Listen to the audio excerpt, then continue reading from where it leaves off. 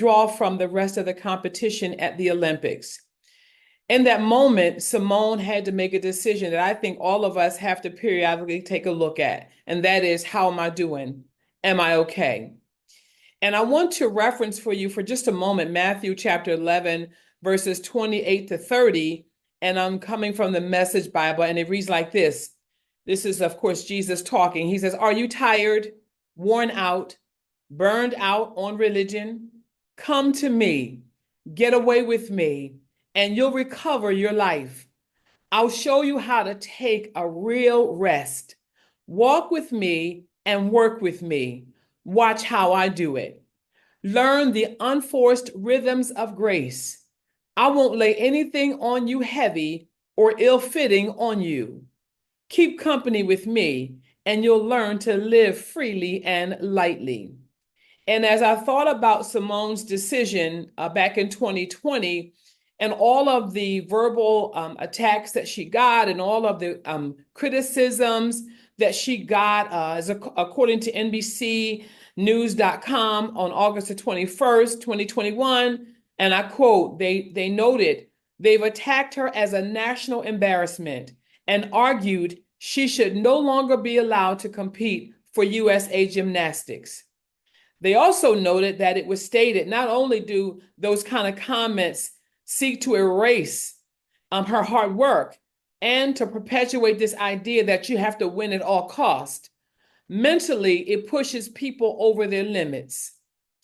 But I'm happy to report that Simone, in spite of all the public outcry she received, the criticism from public figures as well as people who were more concerned about the United States winning the Olympics than they were about her well-being, in spite of the fact that she had already proved that she was one of the best gymnasts around, she made the decision to not compete.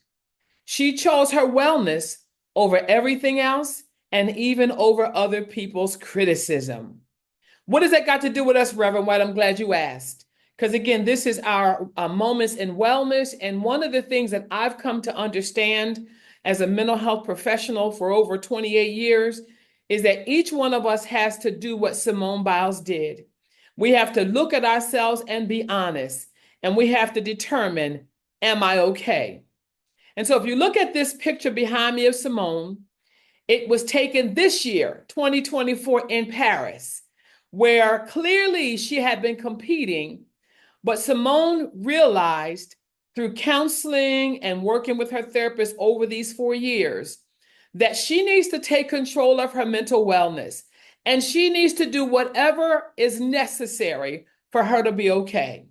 So I love this picture because right in the midst of her competition in Paris, Simone was photographed in this very meditative moment.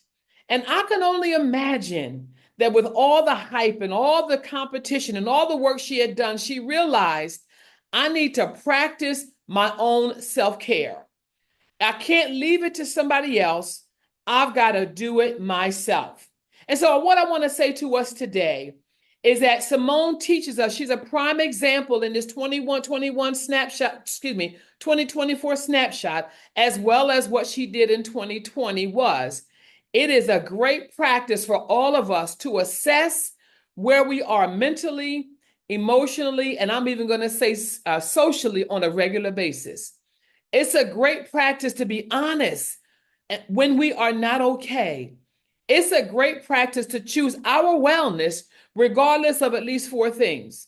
1, regardless of other people's opinions of what we should be doing. See, if Simone had listened to the critics back in 2020, she might have found herself in a greater mental health distress than she was because they wanted her to keep going. But she decided, I can't do this. So we have to, all of us have to determine and make a decision for ourselves that regardless of, number 1, again, other people's opinion of what we should be doing, we got to choose our wellness. Number 2, regardless of other people's opinions about what choices we should make, we got to choose our own wellness. Number 3, regardless of other people's demands on us, we have to decide that our mental, physical, emotional wellness is important enough to be a priority for us, and we cannot allow other people. And I know you're saying it's hard. I understand it's hard. But if we're going to be okay and we're going to be well, then we've got to make the decision, like Simone, to not let other people's demands on us take priority over our own wellness. And then lastly, it's a great practice for us to choose that we have to decide our wellness many times has to take precedence over other people's needs.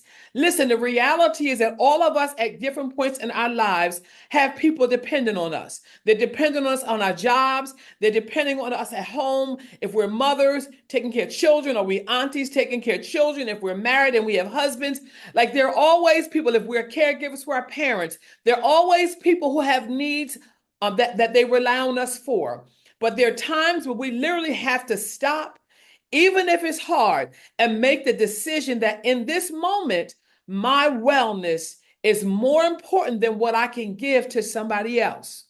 And so, like Simone, we've got to moment by moment decide, am I okay? What do I need?